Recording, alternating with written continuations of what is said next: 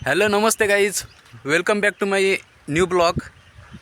तर आज आपण आलो आहे, माझ्या पाठीमागे पाहू शकताय तळ्यातली मच्छी घ्यायला. तर पाहूया आपण काय काय मच्छी मिळते ते. ठीक आहे.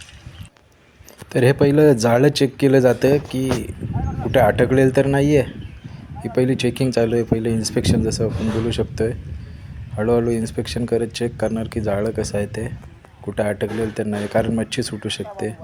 आता बघा दादा आहे जो ट्यूबच्या सहाय्याने पाण्यात उतरतं, कारण कोणी दम लागू शकतं, तळं खूप खोल असतं, त्यामुळे प्रॉब्लेम होऊ शकतं. तर सपोर्टसाठी म्हणून ती ट्यूब प्लस काठी घेतले. दादाला विचार काठी कशासाठी घेतलेली आहे ती, किंवा काय त्याचा यूज आहे तो सांगेलच आपल्याला. बैलगाडीमुळे बैलगाडी पण आपण रेसलला गेलेली दिसते आपल्याला. किती छान बैल आहेत बघा. हे सकाळी हे तुम्हाला गावाकडेच मिळू शकतं मित्रांनो. ठीक आहे. मोठी काठी कशा रुपयाला? तर दादाला विचार, एवढी मोठी काठी कशाला? हां आता कसं, आता जिथून नाही जाता येणार ना, हां बांबू टेकते रे. अच्छा. नाही येत. तर जसं तुम्ही ऐकलं त्याने सपोर्टसाठी ती काठी घेतलेली आहे. तळ्याच्या एका कोपऱ्यापासून ते दुसऱ्या कोपऱ्यापर्यंत असं जाळं खेचत नेतात. बघा तुम्ही, एक कोपऱ्याला एक आहे, दुसऱ्या कोपऱ्याला एक. म्हणजे जी मधली जी मच्छी आहे त्या जाळ्यामध्ये अटकत जाईल आणि त्या एका कोपऱ्याला आपण सेफली काढू शकतो तिला, तरच ती मच्छी मिळेल. ह्या उद्देशाने ते जाळं असं खेचलं जातं आहे. आता मला वाटतं ते जाळं अटकलेलं आहे, पण ठीक आहे, पाहूया आपण किती मच्छी आहे आणि कसं काय ते पुढे आपल्याला कळलेलंच. तर ही आता लास्टच्या तळ्याच्या टोक्याला बघा मच्छीचं जाळं जे आहे खेचत घेत आहेत. का तर मच्छीला सपोर्ट जी खालची जी जाळं असतं ते बघा किती मच्छी मिळालेली आहे. वा, एक नंबर.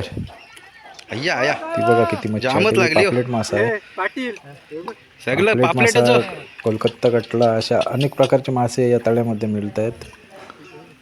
तर मासे घ्यायचे असेल तर तळ्यात घेऊ शकता. हे बघा मासे जे आहेत ते प्लास्टिकच्या थैलीमध्ये घेतले जातात, आणि जे छोटे मासे आहेत ते त्यांना परत रेस्क्यू केलं जातं, सोडलं जातं, कारण त्यांची वाढ नीट झालेली नाही. तर ते वाढले मोठा पाहिजे म्हणून होता. असे सोडले जातात छोटे छोटे मासे. आणि जे मोठे मासे आहेत ते विक्रीसाठी किंवा जे कोणाला पाहिजे ते घेऊन जाऊ शकते. हे फ्रेश मासे मिळतात म्हणून तळ्यावरती पावसाळा गेल्यानंतर गर्दी जास्त होते, का तर फ्रेश मासे मिळतात आणि चांगले मासे मिळतात. चविष्ट मासे, गोड पाण्याचे मासे असतात, त्यामुळे जरा चांगले असते चव. आता हे सगळे मासे जे आहेत अडकलेले आहेत, जे आपले घ्यायचे आहेत, ते सगळे असे घेऊन पकडले जातात आणि ते विक्रीला घ्यायचे असतात.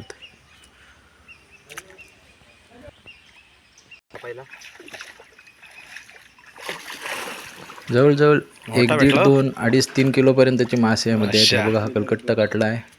जवळजवळ 2-2.5 किलोचा मासा आहे. एकटा पकडू शकत नाही, त्यामुळे हा असं सपोर्ट घेऊन दुसऱ्याला पकडून दुसरा जाळ सोडवत असतो. आणि तिसरा असा बॅग घेऊन त्यामध्ये मासा टाकला जाईल. बघा किती केअरफुली पकडून त्या सोडला जातो, नाहीतर तो स्लिप होतो. स्लिप होण्याचे चान्सेस असतात.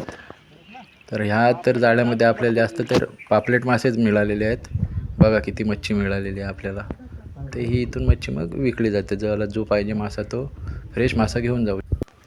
तर मित्रांनो, तुम्हाला देखील मासे हवे असतील तर मल्ल्यांच्या तलावाला नक्की भेट द्या. रुपेश पाटील यांचं तलाव आहे, नक्की विजिट